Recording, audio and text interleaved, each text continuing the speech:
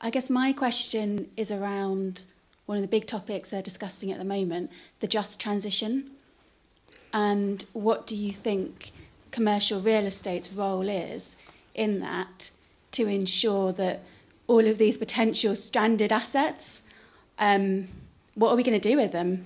And what's commercial real estate going to do? One simple answer, I think, is they'll see a big cut in their value. And then suddenly you'll be in a position to make them fit again, and they won't be stranded.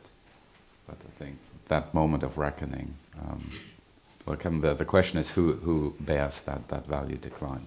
Alongside the long time frame I think about, I also think we need to all be, in the context of transition to net zero, much more tuned in to the fact that the built environment is there for all of society and all of its uses.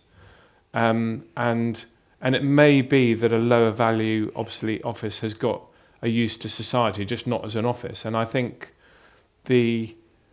some creativity about this and some recognition that we're part of humankind, society in a more fundamental sense, I think is part of the equation. As an organisation, it's a long time ago where we used to invest in retail offices, industrial. Now we're all parts of this, of the social and economic infrastructure investment environment, including social housing, for example. And I think that's an issue that our industry needs to get its arms around more.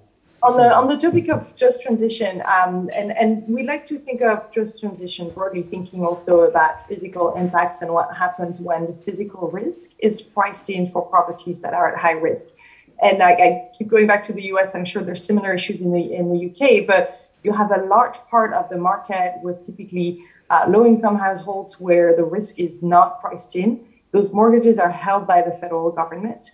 And when when the government really starts pricing it in, it's a massive systematic impact. So it's not a gradual, it's really that Minsky moment. And so what that takes me to is the role of government in supporting that transition so that those assets, either from a transition or from a physical risk standpoint, so that we don't crash the markets and we don't create a huge income effect on lower income households, but rather think about how we do this transition in a way that allows markets to price in risk in a way that they're not yet doing at scale, but also protects the most vulnerable. So that's a really important question.